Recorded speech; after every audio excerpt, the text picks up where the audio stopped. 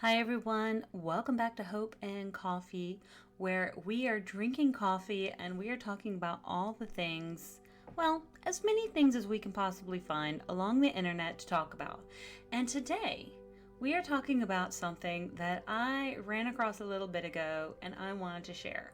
I try to make notes in my notebook when I find things that I think are so very interesting, and this one, I don't know why I haven't made an episode about, but it is about milestones and how we have a fear of missing out and how we can overcome missing these milestones, because apparently a lot of millennials and Gen Zers and some of the younger generations feel as though we are missing milestones in life. Some of those goals and milestones that people want to achieve are taking longer to actually achieve, or they are shifting in a way that we don't know how to replace them. And so, and it's what society kind of has told us we should do versus what we actually feel like we should do. So there's almost a sense of anxiety that we're not sure how to feel accomplished because we don't know how to line out kind of our life goals. So we don't want to spend our time spinning our wheels, but we also want to still feel kind of productive. I personally am a millennial who has felt a lot of these feelings. And I can give you a couple of examples based on this article that I ran across, that society has told us, and I put society quotes because we can always say they, them, older generations, the news, what have you. There's no real definitive answer for where any of us have actually heard this. It just seems to somehow infiltrate into our brain that to live a full life, a good life, what have you, to be accomplished, we have to go to college, graduate, get married, buy a house, have children, etc. But the reality is we don't always do that. Rarely in that order do we do it, nor do we really. Somewhere along that, we're supposed to get a career. Somewhere along that, we're supposed to ultimately retire, I guess. But that's just it. Is that we're not really doing a lot of those things. And a lot of those things are getting pushed way back because we can't really afford a lot of those things in the same time frame that some of the past generations did. And so the things that we desire are not always the same things that were desired in what can be viewed as the quote-unquote traditional life milestone. And according to Dr. Anisha Patel, a psychiatrist and chief medical officer at LifeStance Health, we've created a folklore around these milestones that tell us that marriage equals happiness or babies equal fulfillment, and that we that as a society we directly correlate success to those milestones. So I don't know how we've started equating those things like that, but apparently studies, maybe I don't know how many people they've studied, have kind of shown that these are the things we were told, and so when we don't reach these things, we start to feel like, well, maybe I haven't done enough yet, and it almost becomes like, well, if I haven't done it, then I need to keep trying. I need to keep trying. Then society continues to reinforce it because people ask us who we're dating, when we're getting married, if we're going to have kids, if we're going to have another kid. Okay, what's your career? How much money do you make? Blah blah blah blah blah. And there's always something else. It doesn't help when we don't know where we're going, what we're doing, if we don't feel like we like our job, even if we do like our job, but maybe it's not financially fulfilling, we don't feel like we're doing enough.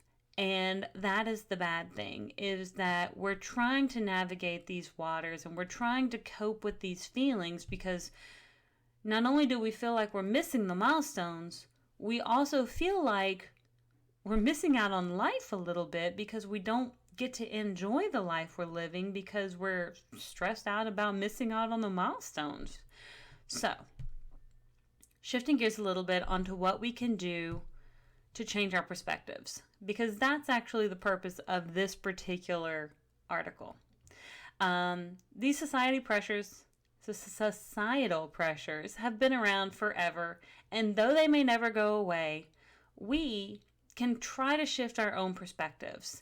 We need to find the things in our own lives which we want to focus on. Sadly, we may not want the things that society tells us, and actually it may not be sadly, so let me take that right away.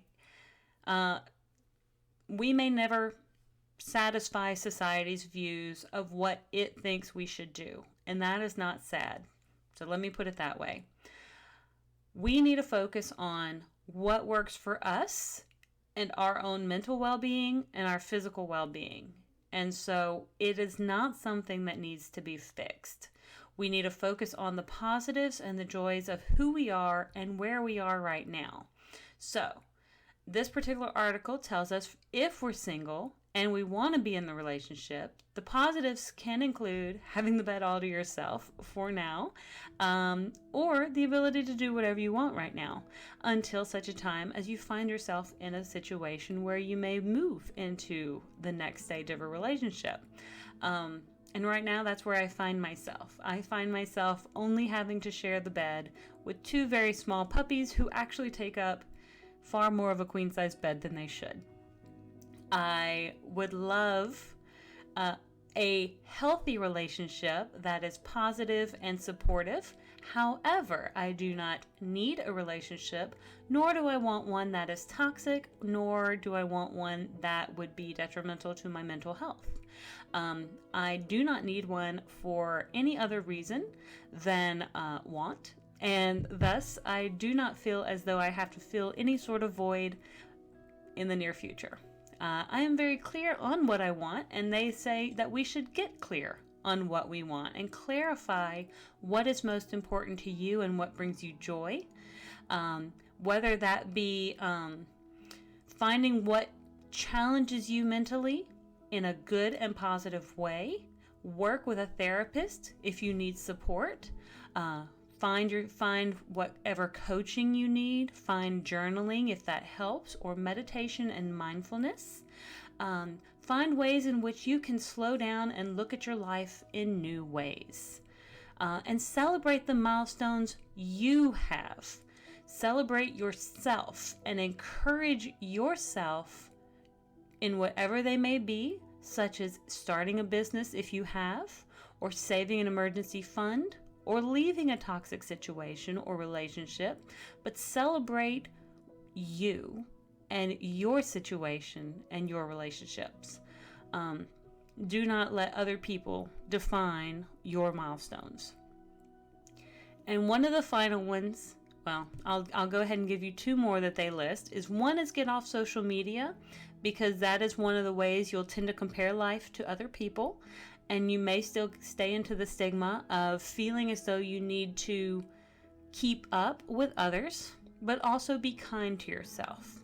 Being kind to yourself is one of the best ways to have confidence in your life decisions and to know that you do not have to mirror those around you, but you'll be able to set a standard for yourself, and you'll be able to be happier in your own your own choices, and you'll have better mental clarity as well.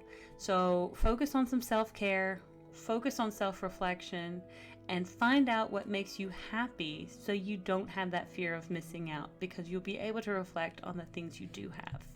But anyway, thank you so much for spending this time with me. I hope you took a little bit of something positive away from this. That is always one of my goals, is to bring some thought, some understanding, and a little bit of consideration. And I will see you guys on the next page. Like and subscribe if you've made it this far, and I'll talk to you soon. Have a great one. Bye.